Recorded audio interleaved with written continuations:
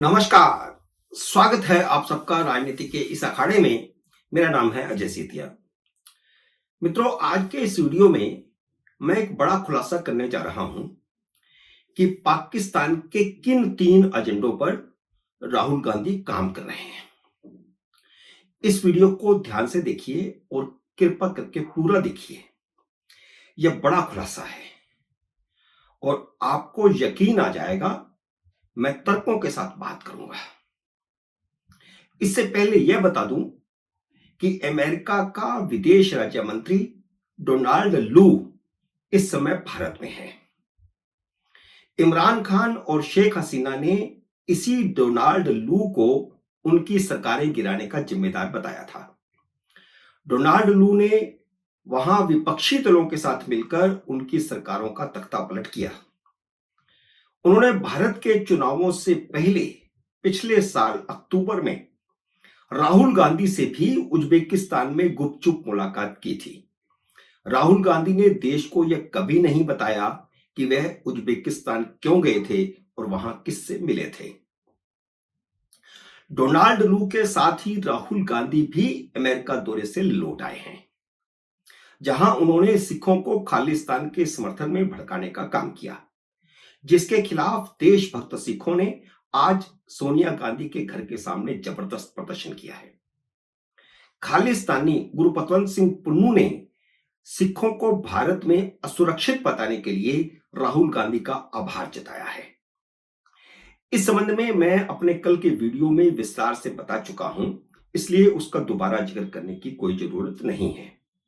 अपनी यात्रा के चौथे दिन राहुल गांधी ने भारत विरोधी और पाकिस्तान समर्थक लॉबी से मुलाकात की। अमेरिका, कनाडा और यूरोपियन देशों में प्रभावशाली लोगों की एक लॉबी है, जिसे पाकिस्तान की गुप्तचर एजेंसी आईएसआई भारत विरोध के लिए फंडिंग करती है।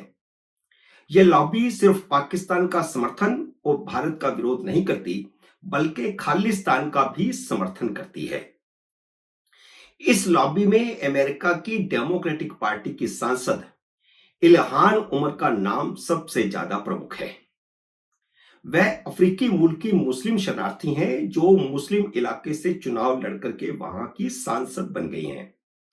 राहुल गांधी ने आज इल्हान उमर के साथ बंद कमरे में बातचीत की।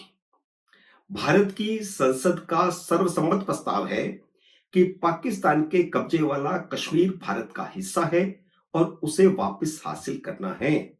जम्मू कश्मीर विधानसभा में भी कुछ सीटें पीओके के लिए खाली रखी गई है कि जब वह भारत में विलय होगा उसका, तब वहां से चुनाव लड़ेंगे। वो सीटें हमेशा खाली रहती हैं। लेकिन इल्हान उमर का कहना है कि भारत ने जम्मू कश्मीर पर बलात् कब्जा किया हुआ है। जिस इल्हान उमर से राहुल गांधी ने आज बंद कमरे में मुलाकात की, उसका कहना है कि जम्मू कश्मीर पर भारत ने बलात् कब्जा किया हुआ है, यह पाकिस्तान का हिस्सा है। 2022 में जब इमरान खान प्रधानमंत्री थे तो वह पाकिस्तान गई थी और वहां कश्मीर के मुद्दे पर पाकिस्तान का समर्थन किया था। वह पीओके में भी गई थी और अमेरिकी कांग्रेस में भारत के खिलाफ प्रस्ताव पेश किया था। हालांकि भारत ने उसके पीओके में जाने का विरोध किया, अमेरिका के सामने विरोध जताया, तो अमेरिका ने खेद प्रकट किया और यह भी कहा कि यह उसका आधिकारिक दौरा नहीं था, वह व्यक्तिगत रूप से वहां गई थी। राहुल गांधी की पिछली अमेरिका यात्रा के समय भी पाकिस्तान लॉबी के कई किरदार राहुल गांधी के मंच पर मौजूद थे, ब्रिटेन में भी और अमेरिका में भी। भारत के प्रधानमंत्री नरेंद्र मोदी का जब अमेरिकी सीनेट में भाषण हुआ था तो इसी इल्हान उमर ने भाषण का बायकॉट किया था और इसके साथ एक और मुस्लिम सांसद ने मोदी के भाषण का बायकॉट किया था। राहुल गांधी की इस अमेरिका यात्रा में उनका असली चेहरा उभर कर सामने आ चुका है। वह अमेरिका की पाकिस्तान समर्थक लॉबी के एजेंडे पर काम कर रहे हैं और वह एजेंडा क्या है, वह उसे मैं विस्तार से अब आपको बताने जा रहा हूं। भारत को तोड़ने के लिए पाकिस्तान के 3 एजेंडे हैं। जम्मू कश्मीर हासिल करना, खालिस्तान के समर्थन में दुनिया भर में लॉबिंग करना और भारत के दलितों को हिंदुओं से विभाजित करना। देश के बंटवारे के समय भी जिन्ना ने पंजाब और जम्मू कश्मीर के नेताओं को स्वायत्तता का वादा करके इन दोनों राज्यों को पाकिस्तान में मिलाने की कोशिश की थी और इनसे कहा था कि आप पाकिस्तान में आ जाइए, आप ज्यादा सुरक्षित रहेंगे भारत से। जिन्ना ने भारत के दलितों को भी पाकिस्तान में संरक्षण का वादा किया था। मैं तीनों एजेंडे बता रहा हूं। इसलिए बंगाल में उस समय के दलितों के बहुत बड़े नेता जगन्नाथ मंडल पाकिस्तान चले गए थे।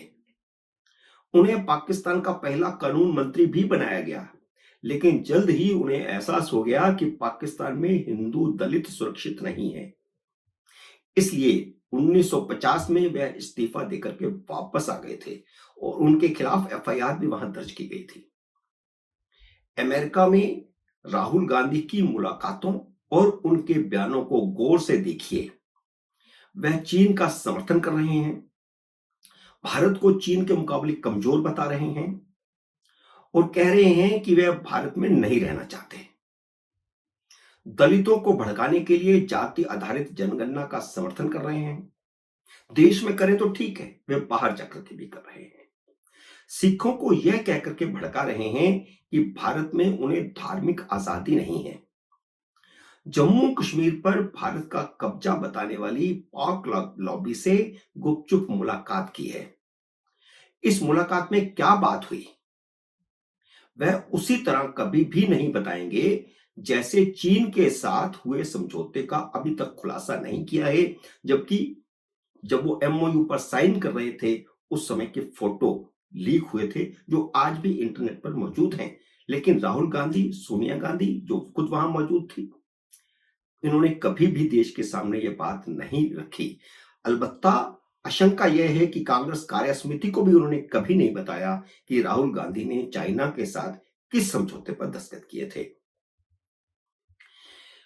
गृह मंत्री अमित शाह ने एक ट्वीट करके कहा है कि राहुल गांधी भारत को तोड़ने वालों के साथ मिलकर भारत विरोधी षड्यंत्र कर रहे हैं। यह बहुत बड़ी बात गृह मंत्री ने कही है। देश भर में राहुल गांधी के खिलाफ देशद्रोह का मुकदमा चलाने की मांग उठ रही है। अमित शाह बयान के आगे भी कोई कदम उठाएंगे या नहीं उठाएंगे, ये नहीं कह सकते। हम पिछला इतिहास देखें तो राहुल गांधी ने बहुत सारे ऐसे काम किए हैं जिस पर उन्हें घेरा जा सकता है, उन पर मुकदमा चलाया जा सकता है, लेकिन मोदी सरकार ने कभी भी उनके खिलाफ कोई कार्रवाई नहीं की।